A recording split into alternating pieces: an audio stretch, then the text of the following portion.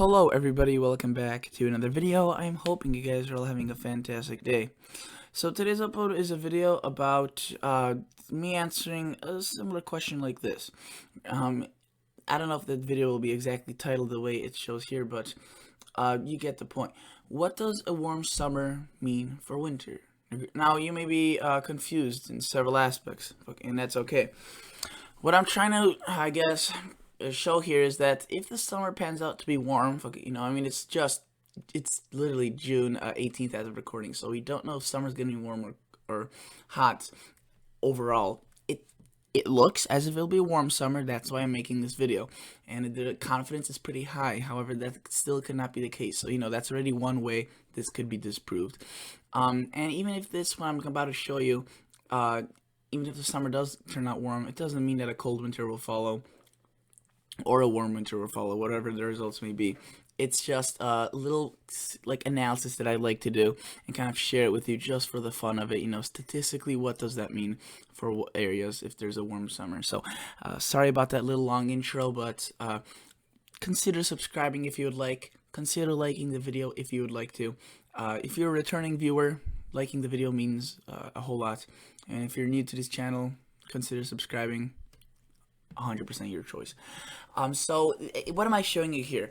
As you can see, it's a little bit cut off here, but it's from the Weather Channel. And I know many people don't like the Weather Channel, but I just wanted to show you that it's a general consensus that that it will be a warm summer. As you can see, it's above average in the west, the northwest, the west in general, parts of the northeast, and really there's not a single area that is normal or below normal. So while this may be a little bit too aggressive with the above average temperatures, it definitely goes to show that the Weather Channel thinks it's gonna be above average. Now, I often critique the Weather Channel on this weather page. I'm not trying to overcome the Weather Channel or be better than them. I'm just here to kind of, point out some of their flaws, and overall, I think they're a good source of weather.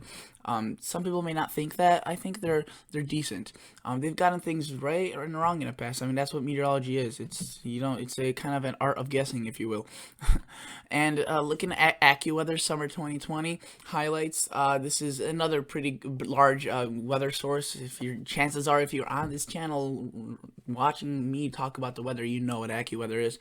And notice only area that is cooler or questionably, I guess, maybe a bit cooler is this area, because it says dry. It doesn't really specify whether it's gonna be cold or hot. So this area and this area is really the only areas that could be cool.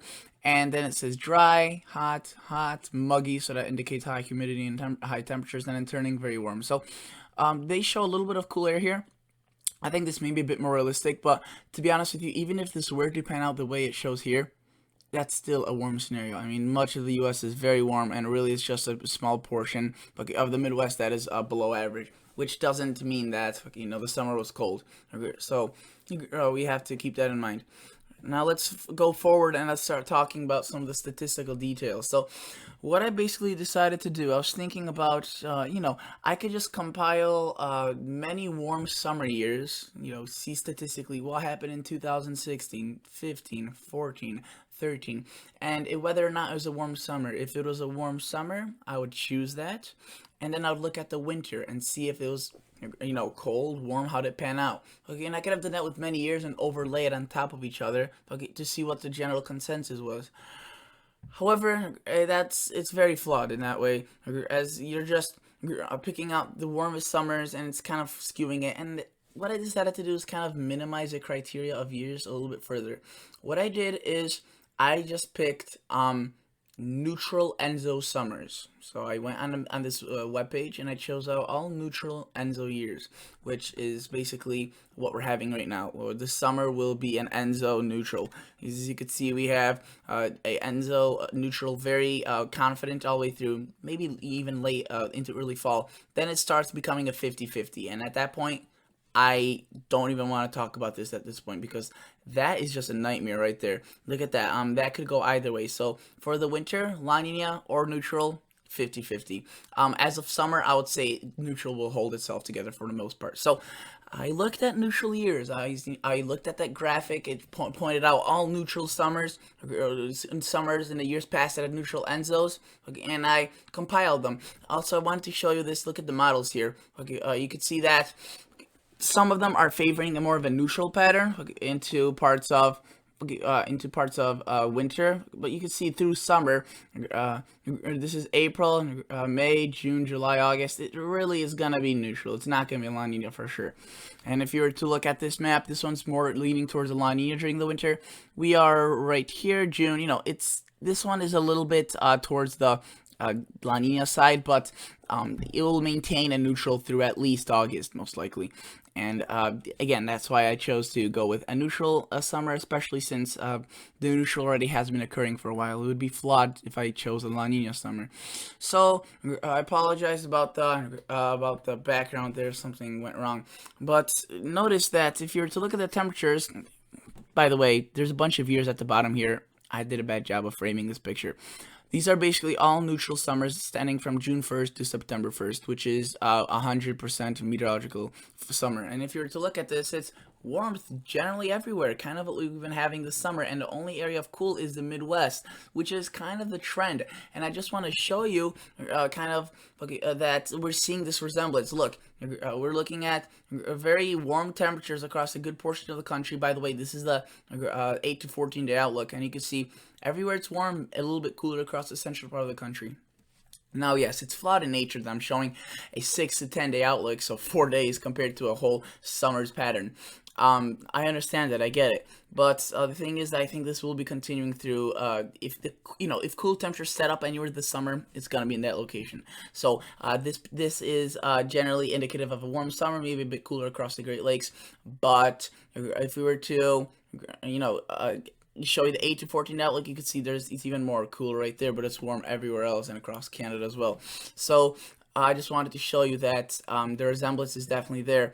And I think that this year will turn out pretty similar to what they're showing here, maybe even a bit warmer than they're showing here. So what does a neutral ENSO summer like that mean for winter? Well, I took those same exact years, just put a year ahead. You can see these are the years I used. There's quite a bit, trust me. And notice that it's quite a bit of years, but they all have a resemblance of cold to the north and warm to the south. So generally a warm in the west, a warm in the southeast, in the south, and across the northeast. Okay, and notice that it maintains its pretty chill across the upper plains. Okay, and this would not mean that there wouldn't be no snowstorms down here, as you know, even if it's above average during the winter across those locations, it doesn't mean that there's not going to be any snow.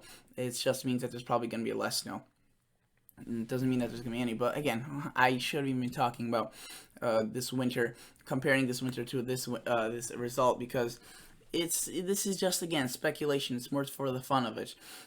This just goes to show you that if we were to go by historical trends, a neutral ENSO summer, a warm neutral ENSO summer like we have, will typically, according to history, lead to a cooler period from November to March of these years. And you can see that, I mean, again, I say cooler period for the upper plains and the parts of southern Canada, but the rest of the country is warm. So I should say it's going to lead to a cooler period across, or it's going to lead to this pattern, this particular pattern.